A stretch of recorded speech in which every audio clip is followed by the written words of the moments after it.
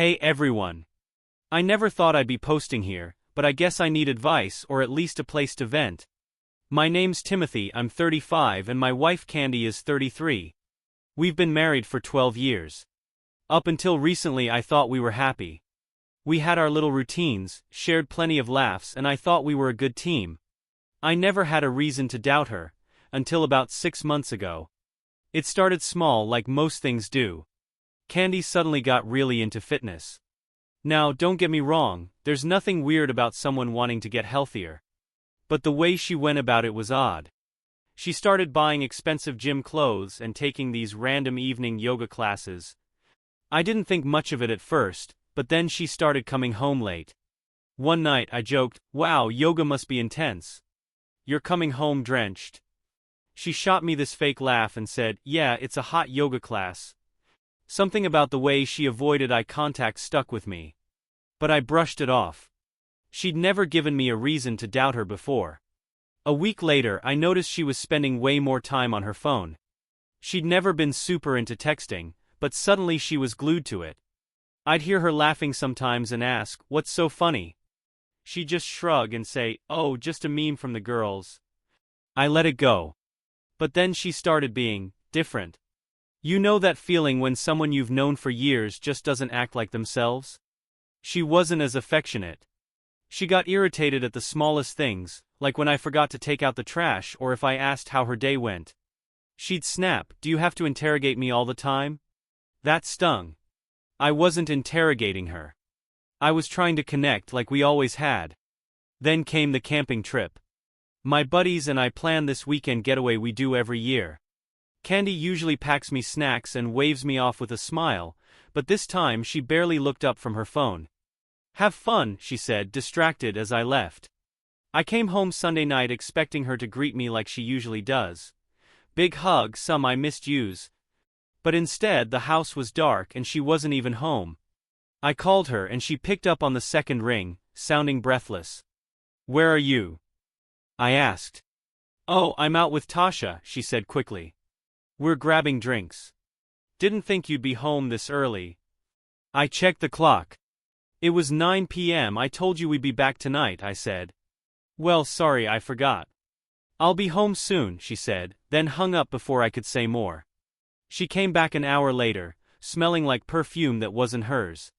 When I asked her about it, she said Tasha tried on a new fragrance at the mall, and it must have rubbed off.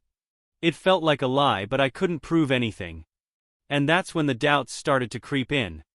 After that night, I couldn't shake the feeling that something was off. I told myself I was being paranoid. Candy wasn't the type to lie. Or so I thought. The next couple of weeks were a whirlwind of odd behavior. She was always busy. Out with Tasha. Helping her cousin with wedding planning.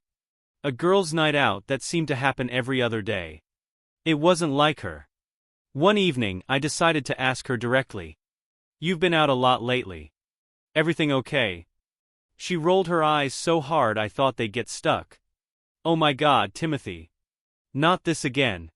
I can't have a social life now." "That's not what I'm saying," I replied calmly. "It just feels like you're avoiding me." She threw her hands up dramatically. "I can't believe this. You're being so insecure. Do you think I'm cheating or something?" That wasn't even where I was going, but the way she snapped made my stomach drop. I said, "No, but you're acting weird and I don't know what's going on." Her tone softened immediately, like she realized she'd gone too far. "Tim, babe, I'm sorry. I've just been stressed lately. Work's been crazy and I guess I'm taking it out on you. Let's do something fun this weekend, just the two of us." She leaned in and kissed me, and for a moment I let myself believe her. Maybe she really was just stressed. That weekend, she suggested we go out to dinner. I thought, great, maybe we'll reconnect. She picked the restaurant, a fancy place downtown, and she got all dressed up, full glam, heels, the works. I couldn't remember the last time she put that much effort into a date with me. But here's the kicker. Halfway through dinner her phone buzzed. She glanced at it, and I swear I saw her smirk before quickly putting it face down on the table. "Who's that?" I asked, trying to sound casual. "Oh, it's just Tasha," she said, barely looking up. "She's asking about my dress." It was such a lame excuse that I almost laughed. I let it slide though, because I didn't want to ruin the night. But I couldn't help noticing how distracted she was. Every time her phone buzzed, she seemed antsy, sneaking glances when she thought I wasn't looking. After dinner, I suggested we go for a walk by the river, but she claimed she had a headache and just wanted to go home. When we got back, she headed straight for the shower, taking her phone with her. That was the moment I knew. Nobody takes their phone into the shower unless they're hiding something. The next morning I made a decision. If Candy wasn't going to be honest with me, I'd find out the truth myself. I wasn't proud of it, but I installed a tracking app on her phone. I told myself it was just to ease my mind, to prove I was wrong about her. But deep down I already knew I wasn't. The tracking app didn't reveal anything at first, which made me feel guilty for even installing it. Maybe Candy was telling the truth and I was just being paranoid. For a few days everything seemed normal, or as normal as it could be. Then Thursday came around. She told me she was going to Tasha's house to help her plan her bachelorette party. "We'll probably be up late," she said casually, "so don't wait up." "Okay," I replied, keeping my tone light. "Tell Tasha I said hi." The second she left, I opened the app. I expected it to show her at Tasha's address, but it didn't. Instead, it pinged her at a restaurant across town. My stomach did a flip. Maybe they were grabbing dinner before planning the party? That made sense, until I zoomed in and saw it wasn't just any restaurant. It was a steakhouse. The kind of place you go for date night, not a girl's night. I sat there staring at the screen, trying to convince myself there was some logical explanation. Maybe Tasha's fiancé is there too? Maybe it's a group thing. But my gut told me otherwise. I decided to drive by just to see for myself. I parked a block away and walked toward the restaurant, my heart pounding in my chest. As I got closer, I scanned the windows looking for Candy. And there she was. She was sitting in a booth by the window, laughing and leaning across the table. But she wasn't with Tasha. She was with Brad, the guy from her office. I froze. My whole body felt like it had been submerged in ice water. They weren't touching or anything, but the way she looked at him, it wasn't friendly. It was intimate. I pulled out my phone and snapped a picture, my hands shaking. I didn't want to confront her then and there. I needed time to think, to figure out what I was going to do. When I got back home, I waited. She came in around midnight, all smiles, acting like nothing was wrong. "How's Tasha?" I asked casually, trying to keep my voice steady. "Oh, we got so much done," she said, slipping off her shoes. "She's really excited about the party." Her lie hit me like a slap in the face. "That's great," I said, forcing a smile. "Glad you had fun." She didn't suspect a thing. But now I knew. And I wasn't about to let it slide. After that night, I realized I needed more proof. The picture of Candy and Brad at the restaurant was a start, but I knew if I confronted her with just that, she'd spin some excuse. She was good at that, twisting the truth until I doubted myself. The tracking app became my lifeline. Over the next week, I kept tabs on her every move. Most of the time, her location matched where she said she'd be: work, errands, lunch with friends. I almost started to believe I'd misread the situation. Then Friday rolled around. Candy told me she was heading to a spa day with Tasha. "It's her pre-bachelorette treat," she said, tossing her gym bag over her shoulder. "We'll probably grab dinner afterward, so don't wait up." Something about her tone felt rehearsed, like she'd practiced it. "Sounds fun," I replied, trying to play it cool. As soon as she left, I opened the app. Sure enough, she wasn't headed to the spa. Instead, her dot appeared at the same motel Marcus had shown me in his photos. My chest tightened and my hands started to sweat. This was it. I grabbed my car keys and drove to the motel, parking far enough away that she wouldn't see me. My heart was pounding so hard I could barely think straight. About 15 minutes later, Brad's car pulled into the lot. He parked right next to hers and got out, looking around like he was checking for witnesses. Then he walked into the motel lobby. I sat there for what felt like an eternity, debating whether to confront them. But I couldn't do it, not yet. I needed more. That's when I decided to call Marcus, the private investigator. "Marcus," I said, trying to keep my voice steady, I need your help again. Tonight. He didn't hesitate. Text me the address. I'll be there in 20 minutes. When Marcus arrived, he brought his camera and a calm, focused demeanor that I envied. Together we waited, watching the motel entrance. About an hour later, Brad and Candy walked out. She was laughing at something he said, and he had his hand on her lower back. Marcus snapped a series of photos as they got into their cars and drove off in different directions. "You've got what you need," Marcus said, handing me a USB drive. "I'm sorry, Timothy." I thanked him, barely able to get the words out. My hands were shaking so badly I could barely grip the steering wheel on the drive home. Candy was already there when I walked in, casually scrolling through her phone on the couch. She looked up and smiled like everything was perfectly normal. "How was your day?" she asked, her voice chipper. It took everything in me not to lose it right there. "Fine," I said, forcing a smile. "How was the spa?" "Oh, it was amazing," she said, launching into some story about facials and massages that I knew was a complete lie. I nodded along, pretending to listen, but inside I was boiling. Now I had proof. The question was, what was I going to do with it? That night I barely slept. I kept replaying everything in my head. Candy's lies, the photos, the way Brad touched her like she was his. Every time I closed my eyes I saw them together, laughing as if nothing else in the world mattered. I wanted to confront her right then and there, to throw the photos on the table and demand answers. But I stopped myself. I needed to think this through.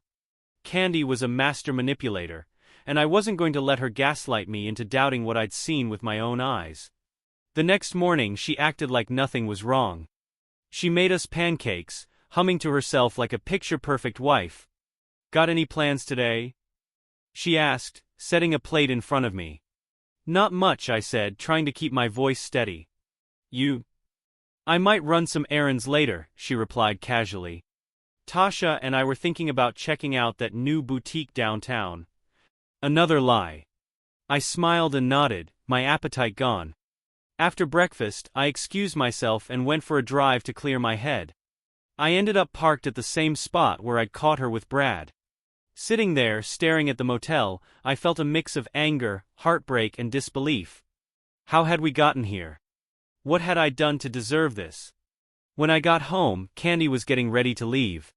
She had on a sundress I'd never seen before, paired with heels that made her legs look amazing. She caught me staring and smirked. "What? Too much?" "No," I said, forcing a smile. "You look great." She leaned in and kissed my cheek. "Don't wait up," she said with a wink. As soon as the door closed, I grabbed my phone and opened the tracking app. Sure enough, she wasn't headed to a boutique. She was going to Brad's apartment. This time I decided to follow her. I kept my distance, driving slowly and making sure she wouldn't spot me. When she pulled into Brad's parking lot, I parked a block away and waited. Minutes turned into hours, and my anger grew with every second. I felt like a fool sitting there while my wife was inside, God knows what happening. Around 8 p.m., the lights in Brad's apartment went out. A few minutes later, Candy walked out, looking flushed and disheveled. She got into her car and drove off without noticing me. I didn't follow her home. Instead, I stayed parked, staring at Brad's apartment, trying to summon the courage to go up there and confront him. But I didn't. When I finally got home, Candy was already in bed, pretending to be asleep. I stood there in the doorway for a moment, staring at her, wondering how she could lie so easily. I climbed into bed, my back turned to her, and made a decision. Tomorrow I was going to confront her. And this time, there'd be no way for her to talk her way out of it. The next morning I woke up early, too restless to stay in bed. I went downstairs, made coffee, and sat at the kitchen table with the USB drive Marcus had given me. The photos of Candy and Brad felt like a weight in my hand, proof of her betrayal, and yet I still hesitated. By the time Candy came downstairs, I'd made up my mind. She walked into the kitchen, dressed in yoga pants and a tank top, all smiles. "Morning," she chirped, heading straight for the coffee pot. "Morning," I replied, my voice flat. She poured herself a cup and glanced at me. "You okay? You look off." I took a deep breath and slid the USB drive across the table toward her. What's this? She asked, her brow furrowing. Take a look, I said, my tone calm but firm. She hesitated, then grabbed her laptop from the counter and plugged in the drive. As the photos loaded, her expression shifted. First confusion, then shock, and finally a poorly masked attempt at indignation. What is this, Timothy? She asked, her voice rising. Are you spying on me? I leaned back in my chair, arms crossed. Don't turn this around on me, Candy. Those photos don't lie. I saw you at the motel with Brad. I followed you to his apartment. You've been lying to me for weeks. She slammed the laptop shut and glared at me. You have no right to invade my privacy like this. This is controlling behavior, Timothy. I can't believe you'd stoop this low. I let out a bitter laugh. Controlling? Seriously? You're cheating on me and you think I'm the bad guy here. Her face turned red, and for a moment I thought she was going to deny it again. But then she changed tactics. Okay, fine. Yes, I've been spending time with Brad. But it's not what you think. Oh, really? I shot back. Then what is it, Candy? Enlighten me. She crossed her arms and huffed. Brad's been going through a tough time. His wife left him, and he needed someone to talk to. I was just being a friend. I couldn't believe the audacity. A friend? I said, my voice rising. You sneak off to motels in his apartment, lie to my face and call it being a friend? Do you think I'm stupid? She started pacing, wringing her hands like she was trying to come up with a better excuse. Look, it got a little out of hand, okay? But it's not serious. It didn't mean anything. Didn't mean anything. I repeated, my voice shaking. You've been lying to me, sneaking around with him, and it didn't mean anything? She stopped pacing and turned to face me, her expression defiant. You're not perfect, Timothy. Maybe if you paid more attention to me, I wouldn't have needed someone else to talk to. Her words hit me like a punch to the gut. Wow, I said quietly. So this is my fault now? She opened her mouth to respond but stopped when she saw the look on my face. I stood up, my chair scraping loudly against the floor. I've given you everything, Candy, I said, my voice trembling with anger. And this is how you repay me? Blaming me for your choices. For the first time she looked uncertain.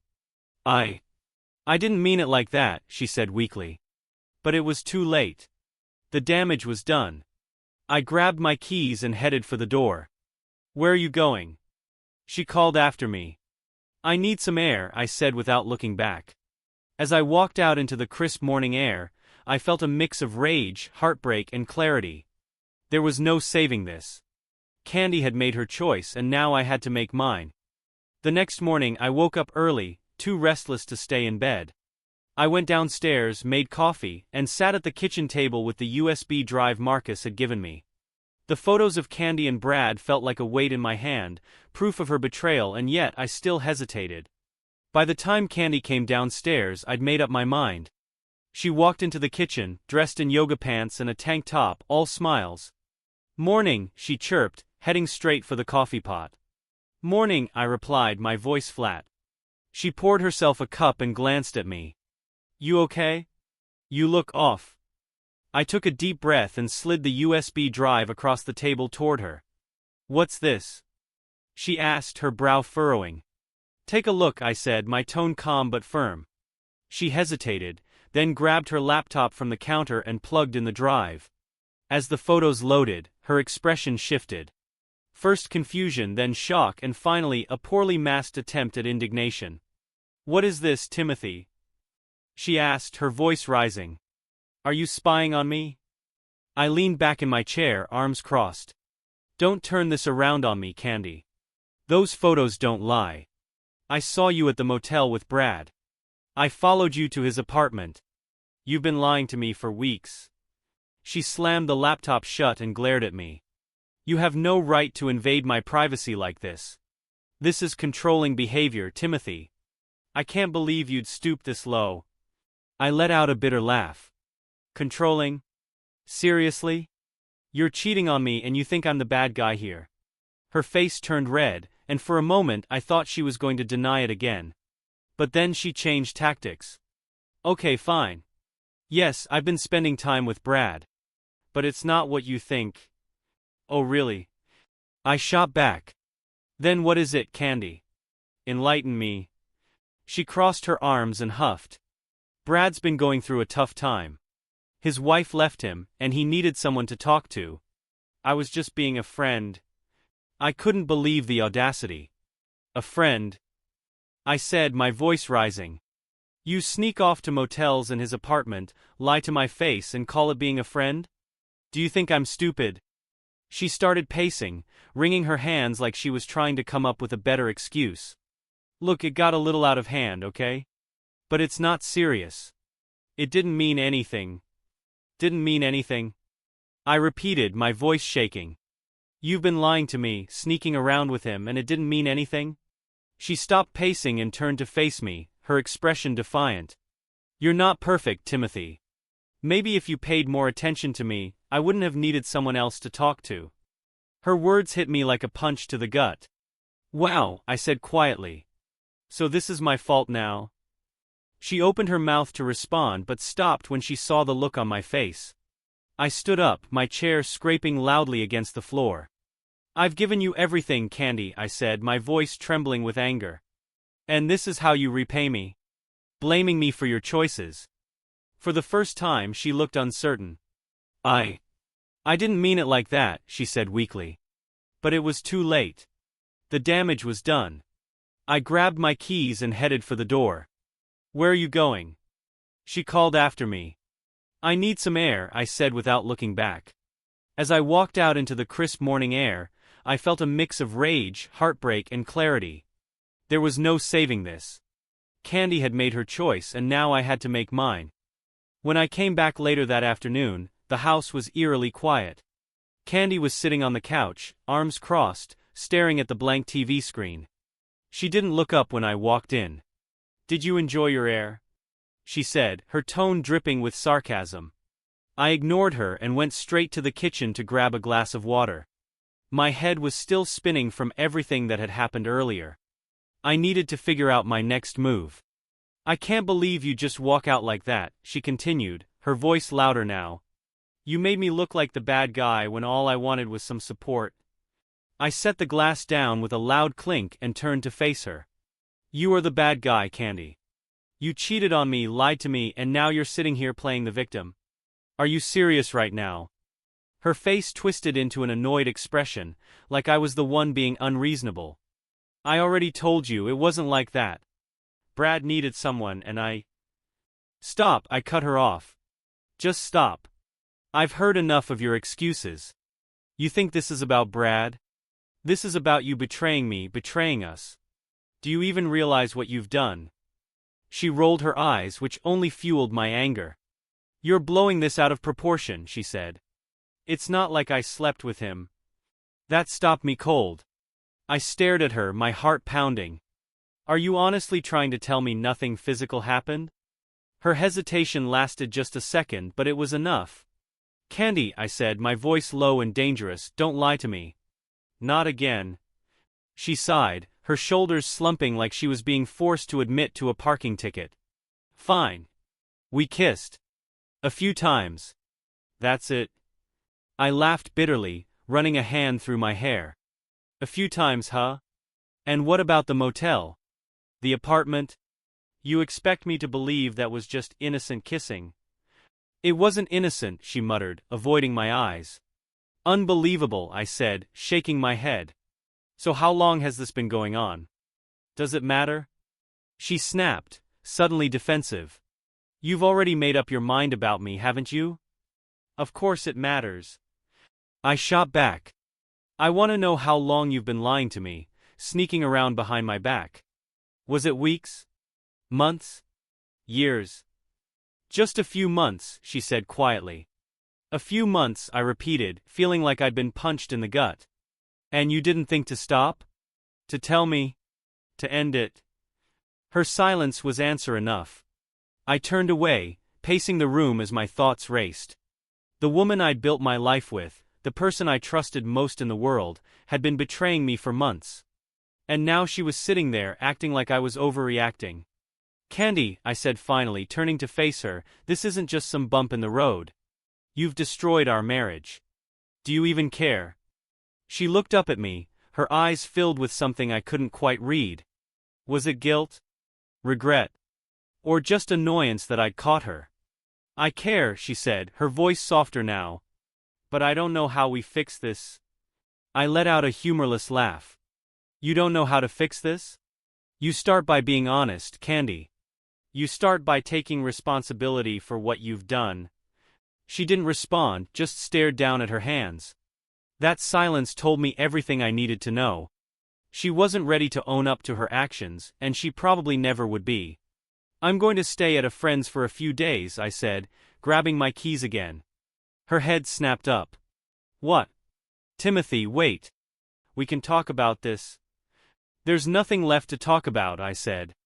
Not until you're ready to tell me the whole truth. I walked out before she could say anything else, slamming the door behind me. As I drove away, I felt a strange mix of emotions. Anger, sadness, relief, it was all there. But one thing was clear, I couldn't keep living like this. Candy had shattered my trust and there was no going back. Not unless she was willing to change. And honestly, I wasn't sure she was. I stayed at my buddy Greg's place for a few nights. He didn't ask too many questions, which I appreciated. He could tell I was going through something big, and his couch became my refuge. The second night, though, he broke his silence. Tim, I don't want to push, but is everything okay with you and Candy? I sighed, staring at the ceiling. No, man. It's not. She's been cheating on me. Greg sat back, wide-eyed. Candy. Are you sure? She always seemed so. I don't know, loyal. Yeah, well, looks can be deceiving, I muttered. He didn't press further, just nodded and handed me a beer. Whatever you need, man. I'm here. That night, lying on the couch, I decided I couldn't just sit around waiting for Candy to grow a conscience. I needed more answers, even if they hurt. I scrolled through my phone and found Marcus's number. Marcus, I said when he picked up, I need another favor. The next day, I met Marcus at his office. He handed me an envelope with a grim look. I dug a little deeper, like you asked, he said. Inside were more photos, along with a timeline of Candy's meetups with Brad. It wasn't just a few months. It had been going on for nearly a year. The motel wasn't even the start of it, it was just where things escalated. My heart sank as I read through the notes. Dates, times, places, all of it meticulously documented. There were texts too, screenshots Marcus had managed to obtain. One in particular stood out. Brad, last night was amazing. I can't stop thinking about you. Candy, me too. Can't wait until we can sneak away again. I felt like I'd been punched in the gut. So much for her claim that it wasn't serious. I spent hours poring over the evidence, each new detail cutting deeper than the last. By the time I left Marcus's office, I wasn't just hurt, I was angry. That evening, I went back to the house. Candy was in the living room, scrolling on her phone. When she saw me, she sat up straight, her face a mix of surprise and guilt. You're back, she said cautiously. Don't get too comfortable, I said, tossing the envelope onto the coffee table. We need to talk. She opened the envelope, and her face went pale as she flipped through the photos and texts. You hired a PI again? Yeah, I did, I said, my voice cold. Because I knew you weren't telling me the whole truth. And guess what? I was right.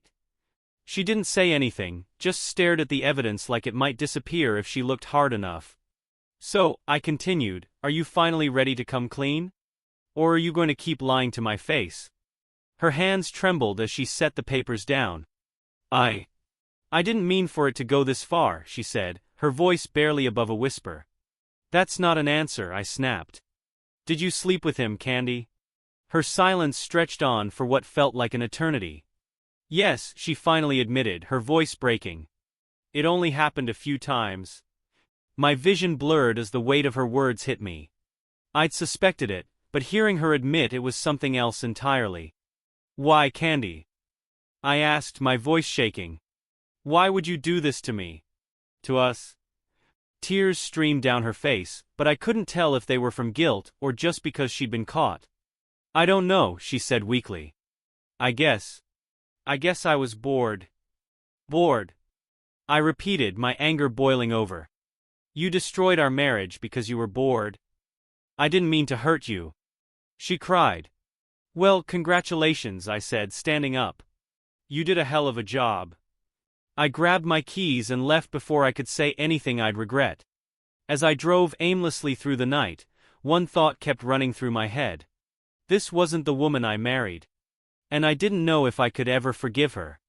The next few days were a blur. I stayed at Greg's again, mostly to avoid Candy, but also because I couldn't stand being in the house we'd built together, surrounded by memories that now felt like lies. Greg tried to cheer me up with beer and bad TV, but nothing really stuck. Then, out of the blue, Candy called me. "Tim, can we please talk?" she asked, her voice soft, almost pleading. "What's there to talk about?" I said coldly. "You were bored, remember? You got what you wanted." "Please," she said. I need to explain." I sighed. As much as I wanted to hang up, part of me needed to hear what she had to say. "Fine. I'll come by tomorrow after work." The next evening I walked into the house, bracing myself for whatever excuse she was going to throw at me. She was sitting at the kitchen table, her makeup-free face pale and drawn. For a second I felt a flicker of sympathy, but I quickly pushed it aside. "I've told you the truth," she started, "but I haven't told you everything." "That much is obvious," I said, sitting across from her. "So go ahead." "I'm listening." She took a deep breath, her hands clasped tightly on the table. "It started at the office holiday party last year. Brad was going through his divorce and we were both drinking, a lot. He kissed me and I didn't stop him. I felt my stomach churn but stayed silent. After that he started texting me and at first it was just friendly. But then," she trailed off, avoiding my eyes. "Then what?" I pressed. "Then it got physical," she admitted. "I didn't plan for it to happen, Tim. It just did." "That's not how it works, Candy," I said, my voice rising. "You don't just accidentally end up in a motel with someone. You made a choice, a deliberate, selfish choice." She winced but nodded. "I know. I was wrong. I was so wrong. But I swear it didn't mean anything." I laughed bitterly. "Didn't mean anything?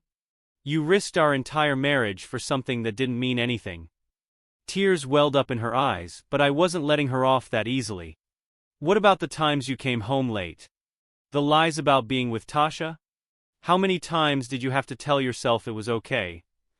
"I don't know," she said, her voice breaking. "I wasn't thinking. I didn't realize how much I was hurting you."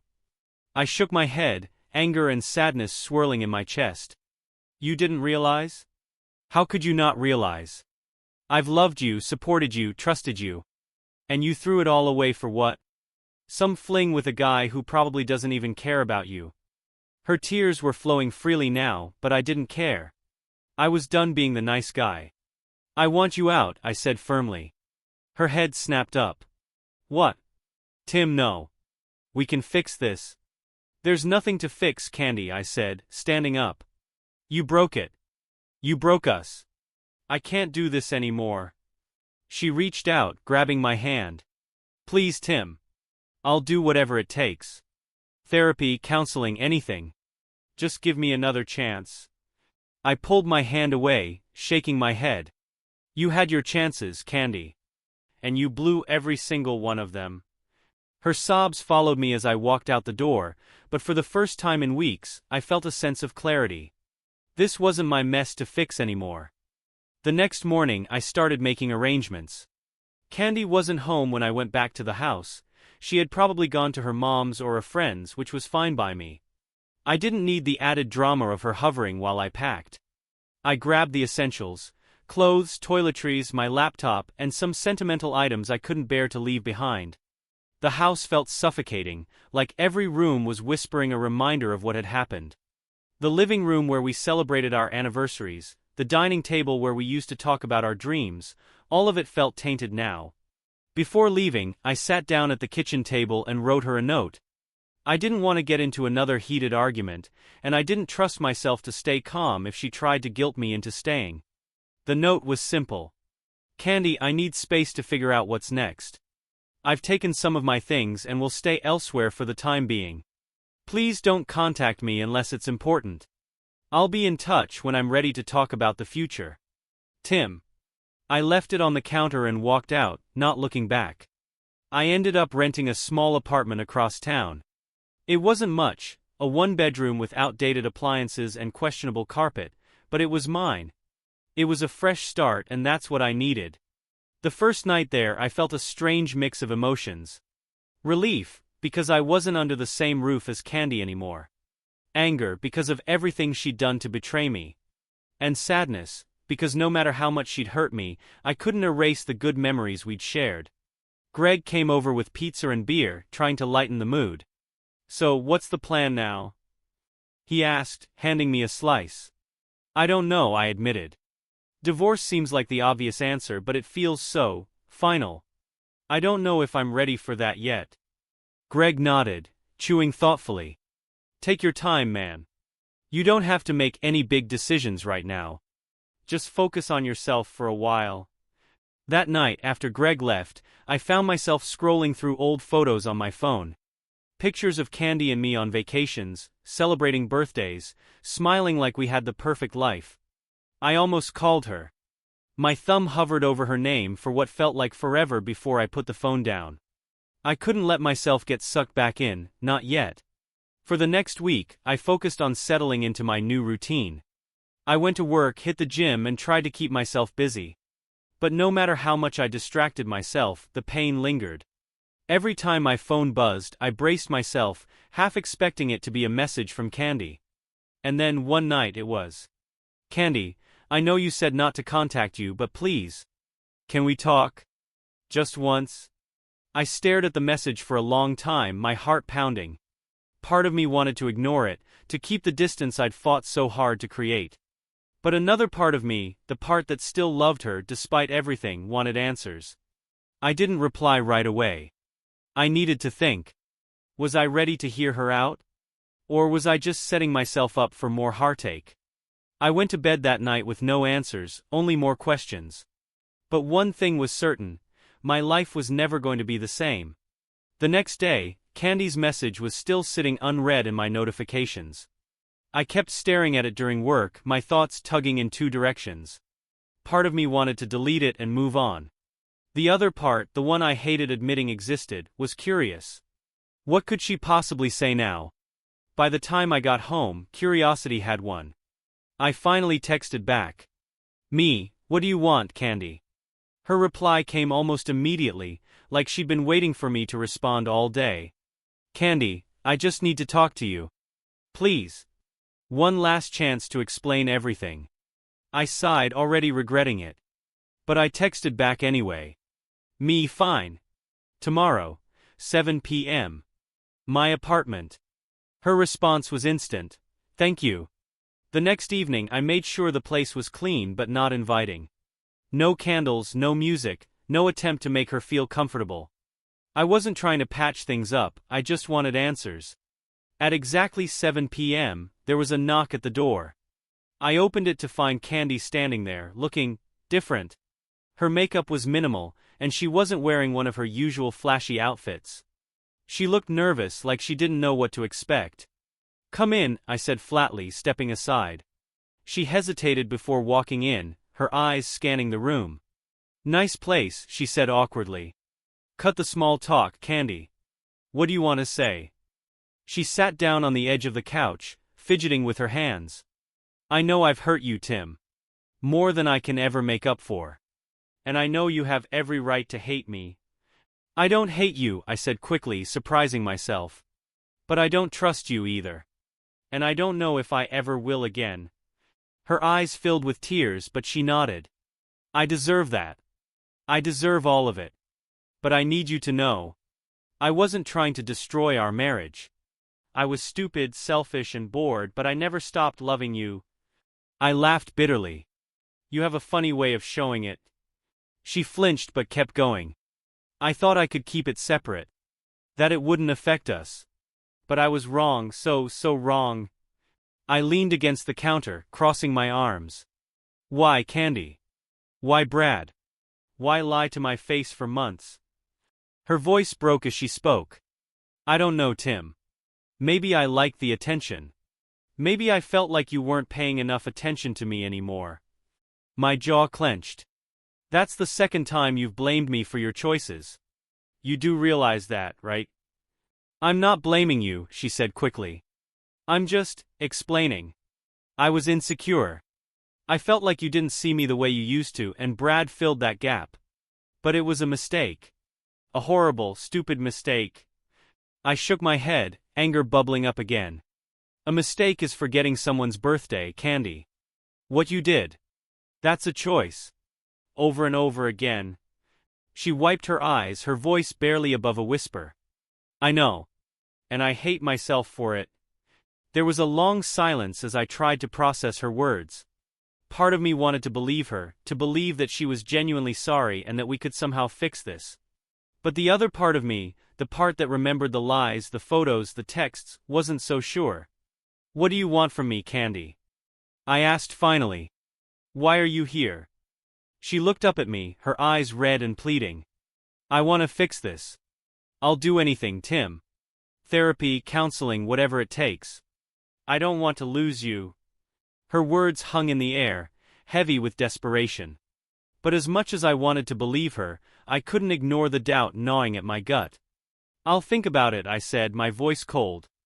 But don't expect me to just forgive and forget. She nodded, wiping her eyes again. That's all I can ask for. As she left, I felt a strange mix of relief and dread.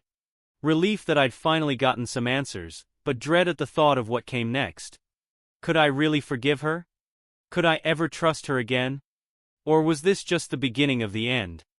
After Candy left, I sat on the couch staring at the empty coffee table. Her words echoed in my mind, I'll do anything. I wanted to believe she meant it, but after everything, how could I? Greg came over later that night, bringing another pizza and his usual blunt honesty. So how'd it go? He asked, tossing his jacket onto a chair. I told him everything, what she said, how she cried, and how she swore up and down that she wanted to fix things. Do you believe her? He asked, leaning back with a slice in hand. I don't know, I admitted. She seemed genuine, but it's hard to tell. She's lied to me so many times already. Greg nodded, chewing thoughtfully. Look, man, I can't tell you what to do. But if it were me, I don't think I could come back from that. Once trust is gone, what's left? I didn't have an answer. The next few days were torture. Candy texted me a few times, each message more desperate than the last. Candy, have you thought about what I said? Candy, please, Tim. I'm willing to do whatever it takes. Candy, I love you. I know I messed up, but I can't lose you. I didn't respond. I wasn't ready. At work, I found it impossible to focus. My co-workers probably noticed. I caught more than a few concerned glances during meetings. I even considered taking a leave of absence, but the idea of sitting around all day with nothing to distract me felt worse. Finally, on Thursday night, I decided I needed help sorting through my feelings. I called my sister Laura, someone I trusted, to give it to me straight. What's going on, Tim? She asked after picking up. I hesitated, then spilled everything. The affair, the lies, the confrontation, and Candy's tearful plea for another chance. There was a long pause on the other end before Laura spoke. Tim, I'm so sorry you're going through this. No one deserves that kind of betrayal. Thanks, I muttered. But I don't know what to do now. She says she wants to fix things, but can I even trust her again? That's a tough question, Laura admitted. Do you want to fix things? Or do you feel like you're only considering it because it's easier than walking away? Her words hit me like a punch to the gut. Was I genuinely considering giving Candy another chance? Or was I just afraid of starting over? I don't know, I said honestly. Laura's voice softened. Whatever you decide, Tim, just make sure it's for the right reasons. Don't stay out of guilt or obligation. You deserve someone who values you, who respects you. If Candy can't be that person, you need to let her go. After we hung up, I felt a strange sense of clarity. I didn't have all the answers yet, but I knew one thing for sure. Whatever decision I made, it had to be about what was best for me, not her. The next morning, I texted Candy. We need to talk again. Come over tonight. This time, I was determined to get everything out in the open and make a decision once and for all. By the time evening rolled around, I felt strangely calm. When Candy knocked on the door, I opened it and motioned for her to come in. She looked hopeful, like she thought this might be the start of a reconciliation. But I wasn't so sure. Candy, I began, sitting across from her, I've done a lot of thinking. And I need to be honest about where I'm at. She nodded, her hands clasped tightly in her lap. Okay. I took a deep breath, knowing the next words out of my mouth could change everything. Here's the thing, Candy, I began, leaning forward on the couch. I've been trying to figure out if I can forgive you. If I can trust you again. But honestly, I don't know if that's possible. Her face crumpled, but I held up a hand to stop her from interrupting. Let me finish. I've spent weeks replaying everything in my head, your lies, the sneaking around, the motel, all of it. And every time I think about giving you another chance, I get stuck on one question. How do I know it won't happen again? She opened her mouth, but I cut her off. And before you say it, before you tell me you're sorry, that you'll do anything to fix this, I need you to hear me. I'm not just angry, Candy. I'm hurt. I'm broken. And I don't know if I have it in me to put myself back together while also trying to fix this marriage. Tears streamed down her face, and for once she didn't try to argue. She just nodded, her voice shaky as she said, I understand. Do you? I asked, my voice sharper than I intended. Because I don't think you get what this has done to me. You didn't just cheat on me, you humiliated me. You made me doubt everything I thought I knew about our life together. And now you're asking me to just forget all of that? To trust you again like none of it happened? She wiped her eyes, sniffling. I'm not asking you to forget, Tim. I know I don't deserve that. But I'm asking for a chance to prove to you that I can change, that I can be better. Her words hung in the air, heavy with desperation. I sighed, leaning back in my chair. You keep saying that, but how do I even know you mean it? You've lied so many times, Candy. How do I know this isn't just another lie? I don't know, she admitted quietly. I guess you can't know. But I swear to you, Tim, I'm willing to do whatever it takes. Therapy, counseling, moving to a new town, whatever you need. Just please, don't give up on us. Her voice broke on the last word, and for the first time in a long time, I saw a glimpse of the woman I fell in love with. But that didn't erase what she'd done. I stood up and began pacing, my thoughts swirling in a chaotic storm. Finally, I stopped and turned to face her. Here's the deal, Candy. I'll agree to therapy, if only to figure out where I stand. But I'm not promising anything beyond that. If I feel like this can't be saved, I'm walking away. Her eyes lit up with a flicker of hope. Thank you, she whispered. That's all I'm asking for, a chance. Don't thank me yet, I warned. This is going to take time. And honestly, I don't know if it's even worth it. But I need to try, for me. She nodded, wiping her tears. I'll do whatever it takes, Tim. I mean it. We sat there in silence for a long time, neither of us knowing what to say next. Eventually she stood and said, I'll find a therapist and let you know. Just, thank you for not slamming the door in my face. I didn't reply, just walked her to the door. As she left, I felt a strange mixture of relief and dread. I'd opened the door to the possibility of healing, but I wasn't sure if it would lead to closure or more pain. For now, though, it was the only step I could take. Candy found a therapist quickly. She texted me. Candy. First session Thursday, 6 p.m., Dr. Reeves. I'll meet you there. I showed up unsure if this was the right move. Candy was already in the waiting room, gripping her purse like it was her lifeline. Dr. Reeves was calm and composed, asking us to explain why we were there. Candy went first. I betrayed Tim and hurt him deeply. I want to fix what I've broken. When it was my turn, I didn't sugarcoat it. I'm not sure I want to be here. I don't know if I can trust her again. I need to figure out if this is even worth it. Dr. Reeves nodded. Healing from betrayal is difficult, but understanding how it started is key. As the session went on, Candy admitted feeling neglected and drawn to Brad's attention. I shared how blindsided and broken I felt. It was raw and uncomfortable, but at least it was honest. Afterward, as we walked out, Candy turned to me. "Thank you for coming," she said quietly. I nodded. "We'll see where this goes." The first step was behind us, but the road ahead felt anything but clear. A few weeks into therapy, things felt like they were moving, but I wasn't sure if it was forward or just in circles. Candy seemed genuinely committed. She showed up to every session, opened up about her insecurities, and even started leaving her phone out in the open as if to prove she had nothing to hide. I was still cautious though. Trust wasn't something you could rebuild in a few sessions, and I wasn't ready to let my guard down. Then one evening after a session, Candy dropped a bombshell. "Tim," she said hesitantly as we stood outside the therapist's office.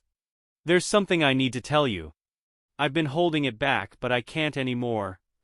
My stomach tightened. "What now?" Her eyes were already tearing up. "Brad reached out to me a few days ago. I didn't respond, but I thought you should know." I froze. "What do you mean he reached out? How?" "He texted me," she admitted, her voice barely above a whisper. "Just once. I didn't engage, I swear." I clenched my fists, trying to stay calm. "Why didn't you tell me sooner?" "I was scared," she said. "I thought it would make things worse, but I realized hiding it would only hurt you more." I didn't know whether to feel angry, betrayed, or relieved that she told me at all.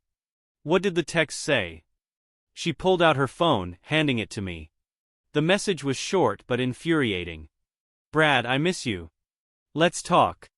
I handed the phone back, my jaw tight. "If he contacts you again, you tell me immediately. No secrets, Candy." "None." "I will," she promised. "I'll even block him if you want." "Do it," I said firmly. She nodded, her fingers trembling as she blocked the number in front of me. The whole ride home, my mind raced.